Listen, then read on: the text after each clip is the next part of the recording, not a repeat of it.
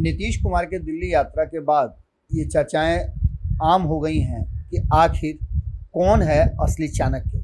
जहां एक तरफ अमित शाह को भारतीय जनता पार्टी और देश की कई पार्टियां चाणक्य के रूप में देख रही हैं क्योंकि उनकी रणनीतियां लगातार कामयाब हो रही है, तो वहीं आपको बता दें कि दूसरी तरफ नीतीश कुमार भी चाणक्य नीति के माहिर माने जाते हैं और समय समय पर उन्होंने अपने चाणक्य नीति का जो मुजाहरा है वो भी दिखाया है। लगातार पिछले 17 साल से अपनी चाणक्य नीति के कारण ही नीतीश कुमार बिहार की सत्ता पर कायम है। लेकिन इन सब के बीच आपको बता दें कि एक बड़ा झटका नीतीश कुमार के करीबियों ने ही दिया है और जिस तरह से उन्होंने खेल बिगाड़ा है वो काफी दिलचस्प है। लेकिन उससे भी बड़ी बात है कि नीतीश कुमार के विकल्प और नीतीश कुमार को किनारा होने के बाद अमित शाह ने अपने लिए ताकत संचित कर लिया है। बिहार में नए एनडीए के स्वरूप का अब धीरे धीरे खुलासा होने लगा है।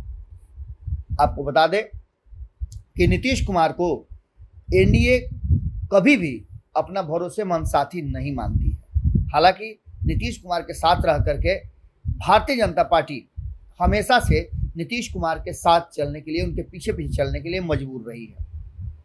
लेकिन अब जो नई तस्वीर सामने नजर आ रही है और जिस तरह से अमित शाह ने गेम कर दिया है, उसके हिसाब से नीतीश कुमार के कई पुराने साथी अब अमित शाह के खेमे में शामिल है।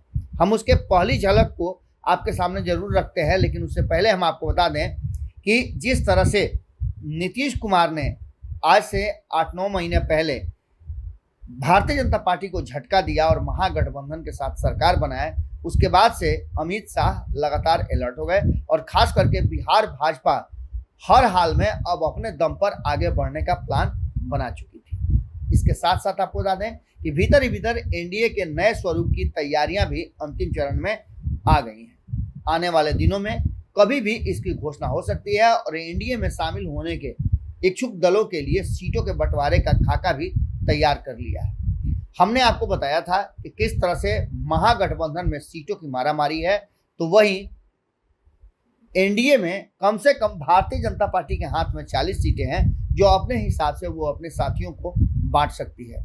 बिहार एनडीए का जो स्वरूप बना है उसमें जेडीयू को छोड़ पुराने सभी साथी नजर आने लगे हैं। आपको बता दें कि कुछ नए साथी भी इसमें जुड़ने वाले हैं। इससे पहले 2014 और 2019 की बातें हमने आपको बताया था, लेकिन इन सब के बीच 2020 के विधानसभा चुनाव में भारतीय जनता पार्टी के साथ चुनाव लड़ने वाली 4 सीट जीतने वाली वीआईपी भी अब साथ में आने के लिए तैयार है।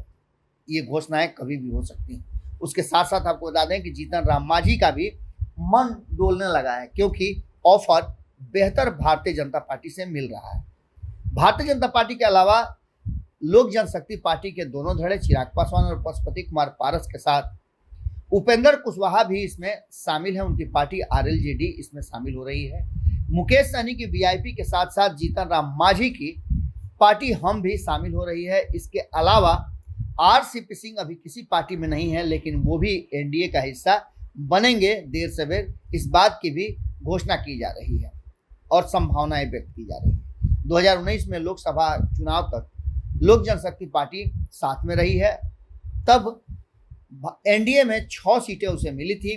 सभी सीटों पर लोजपा को जीत हासिल हुई थी। आपको बता दें कि बाद में लोजपा 2 धड़े में बंट गई थी और 4 सदस्यों के समर्थन के साथ रामविलास पासवान के भाई पशुपति कुमार पारस ने अपनी अलग पार्टी बना ली थी। तो वहीं चिराग पासवान को भी अलग पार्टी बनाने का मौका मिला था और उनकी पार्टी को सिंबल भी नया अलॉट किया गया था। गुटबाजी के कारण कई तरह से चर्चाएं चल रही थी और ये कहा जा रहा था कि दलित और महादलित वोटों में बिखराव हो जाएगा, लेकिन भारतीय जनता पार्टी ने अब इन 14% के लगभग वोटों पर 10% अपने खेमे में करने के लिए प्रयास शुरू कर चुकी है। जो नीतीश कुमार के बाहर होने से घाटा होगा उसको पूरा करने के लिए अलग अलग राजनीतिक दलों को और नेताओं को अपने पाले में ला रही है। 2020 के विधानसभा चुनाव में नीतीश को कमतर करने में सबसे बड़ी भूमिका चिराग पासवान की है और वो नीतीश कुमार के विरुद्ध अभियान भी चलाते रहते हैं। इसके साथ साथ उपेंद्र कुशवाहा की बात करें तो उपेंद्र कुशवाहा भी लगभग लौकुश समीकरण के 10 से 12% वोटों के कहा जाता है कि एक छत्र राज करने वाले नेता हैं और उनके पास जाती है। अगर इस वोट में से 8% भी अगर वो अपने तरफ खींच लेते हैं तो ऐसी स्थिति में उनके लिए और खास करके एनडीए के लिए बेहतर होगा। यही सोच करके अमित शाह ने ये नया प्लान बनाया है। वहीं कुर्मी वोटों के लिए जेडीयू से अलग हो चुके आरसीपी सिंह अमित शाह के फर्स्ट चॉइस बनने वाले हैं। मुकेश सहनी जिनके पास उनके समुदाय का लगभग 7% के आसपास वोट है, उन वोटों पर भी भारतीय जनता पार्टी की नज़र है और भारतीय जनता पार्टी इस बूंद बूंद को बिटोर करके जुटा करके और अपने तालाब को भरने की फिराक में लग गई है।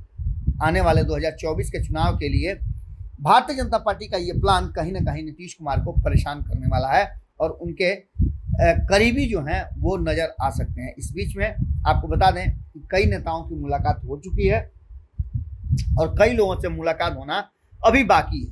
इन सारी बातों के बीच एक बात तो तय नज़र आ रही है कि भारतीय जनता पार्टी ने अपना जो अभियान छेड़ा है उस अभियान में वो पूरी तरह से सफल होती दिख रही है। तो वहीं आपको बता दें कि नीतीश कुमार के लिए जो अभियान शुरू किए थे उससे पहले ही शुरू होते होते इस अभियान को कहीं ना कहीं फिर से एक बार ब्रेक लगने वाला है। जुड़े रहिए भारत लाइव के साथ, अगली खबर में जल्दी मुलाकात करेंगे। अगर ये वीडियो पसंद आई और वह बिहार के राजनीति और बिहारियत से सरोकार रखेनी तो सब्सक्राइब बटन दबा के चैनल के सब्सक्राइब कर ली। ओजे एगो घंटी बा, ओकरा बटन दबा देला से कुल सटीक और मारक खबर रुआ मुफ्त में मिल जाई। अगर रुआ पत्रकारिता के हमनी के नया प्रयोग में सहयोग कर चाहतानी तो ज्वाइन बटन दबा दी। पेटीएम नंबर नोट कर ली 9386816700। धन्यवाद।